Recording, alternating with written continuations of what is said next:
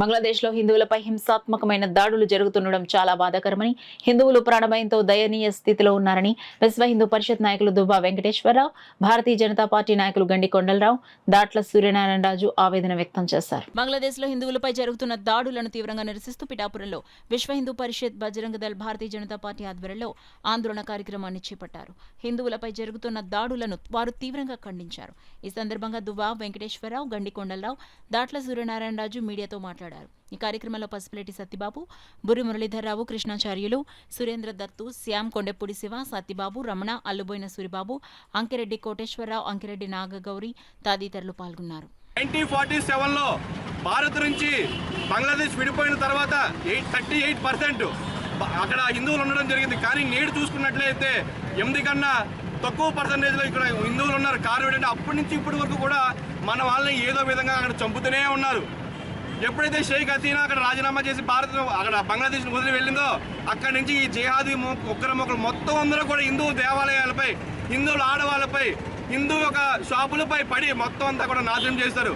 కాబట్టి భారత కేంద్ర ప్రభుత్వాన్ని కోరుతున్నాం, బంగ్లాదేశ్లో ఉన్న హిందూ శరణార్థుల్ని రక్షణ కల్పించండి, వాళ్ళ యొక్క హక్కులను కాపాడండి, వాళ్ళ యొక్క మానవ ప్రాణాలను కాపాడండి, అక్కడ ఉన్న దేవాలయాలను కాపాడాలని చెప్పి ఈరోజు పిఠాపురంలో మేము హిందువులందరం కూడా రాజకీయాలకు అతీతంగా, కులాలకు అతీతంగా మేము అందరం కూడా గలయపడం జరుగుతుంది. ఎందుకంటే నోరు మెతపట్లేదంటే వీళ్ళు ఏ రకంగా ఉన్నారో మీరు చూశారు.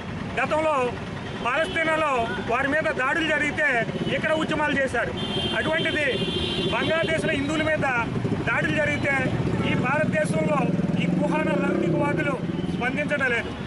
ఇదే పరిస్థితి గమనించకపోతే, ప్రతి హిందూ గమనించి సరైన చర్య తీసుకోకపోతే పశ్చిమ బెంగాల్లో కూడా ఈ రకంగానే జరుగుతుంది, ఇప్పటికే జరుగుతుంది. కేరళలోని ఇదే పరిస్థితి వస్తుంది. అందువల్ల ప్రతి హిందువు ఐక్యంగా ఉండి భారతదేశంలో ఇటువంటి సంఘటనలు, ఇలాంటి కుహాన లౌకికవాదులకి స్థానం కల్పించకూడదు.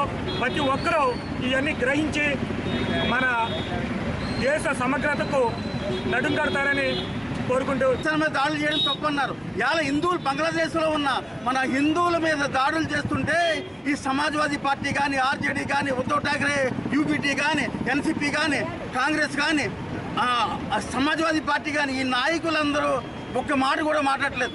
హిందువులు ఏమైపోయినా పర్లేదు, వాళ్ళు మైనార్టీ ఓట్ల కోసం, మైనార్టీల ఓట్లు ఉంటే చాలనే ఈ అపోజిషన్ పార్టీలన్నీ ఉన్నాయి. ఇది వీళ్ళందరూ ఎందుకు మన హిందువులు బాధపడుతుంటే మాట్లాడట్లేదు. ఇది ప్రజలకు సమాధానం చెప్పాలా, హిందువులకు సమాధానం చెప్పాలా. భారతదేశంలో హిందువులతో పాటు బంగ్లాదేశ్ హిందువులు కూడా మనవారే, మన కుటుంబ సభ్యులే. స్వతంత్రం 1947 స్వతంత్రం రాకముందు మనందరూ ఇండియాలో ఉండేవాళ్ళు.